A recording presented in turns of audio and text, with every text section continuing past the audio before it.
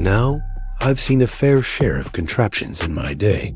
I once rode a mule that needed a bribe of apple pie before it'd move, and I remember a neighbor's wagon that rattled so hard you couldn't tell if it was carrying grain or just loose bones.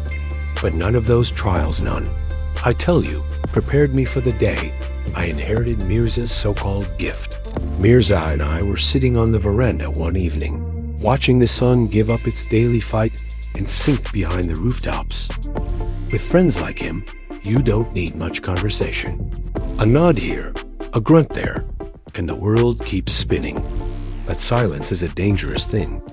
It lets men think too much, so I broke it. Walking everywhere is just plain misery, I said.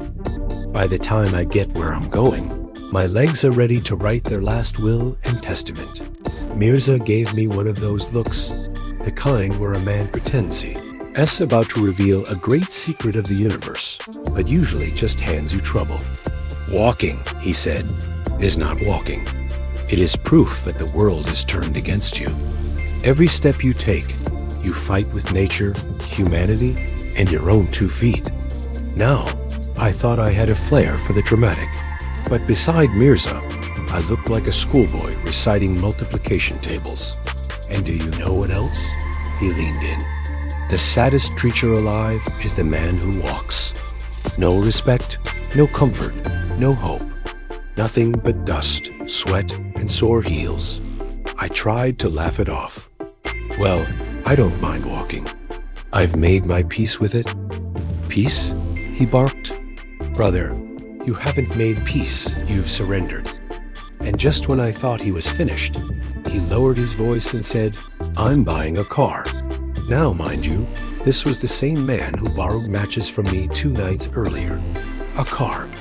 I was about to suggest he start with a decent pair of socks first. But before I could speak, he threw his arm around my shoulder. And since I'll have no need for my bicycle, I want you to have it. A gift from me to you. Well, how do you answer that? A man can't slap generosity in the face, but neither can he shake the feeling that trouble's just been gift-wrapped and handed over. The next morning, I marched to his house. He rolled out the bicycle with the pride of a circus master unveiling his prize elephant. Except this elephant had seen better days. Much better. The thing was half rust, half ghost. The chain sagged like it had lost the will to live. The tires looked flatter than last year's pancakes. And the bellow, that bell sounded less like a bell and more like a frog with a chest cold. But I smiled, thanked him, and dragged the beast home. That night, I dreamed of freedom, of flying through the streets, of folks tipping their hats in admiration. Reality, however, was less kind. The first 10 feet chain slipped.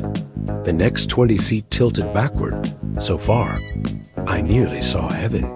By the time I'd gone a block, children were pointing, dogs were howling, and I was praying for divine mercy. Still, I told myself, perhaps it just needs a little fixing. So I wheeled it into town, searching for a mechanic with enough courage or lack of sense to take it on. The first fellow took one look and said, "Son, we don't fix antiques." The second fellow laughed so hard, I thought he'd burst a lung. The third told me I should pay him just for having the audacity to bring that pile of metal into his shop. By evening, I was humiliated, exhausted, and convinced that friendship is sometimes the cruelest invention of mankind. So I took that bicycle to the river. I stared at it for a long time, considering my options. Then, one by one, I unhooked the wheels and rolled them into the water. They floated away like round little coffins, carrying my hopes with them.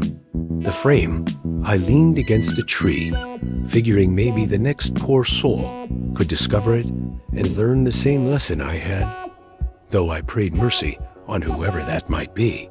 And me? I walked home. Yes, walked, step by dusty step. And for the first time in a long while, I felt lighter, free, almost happy. Because sometimes the heaviest burden you can carry is the one you never asked for in the first place.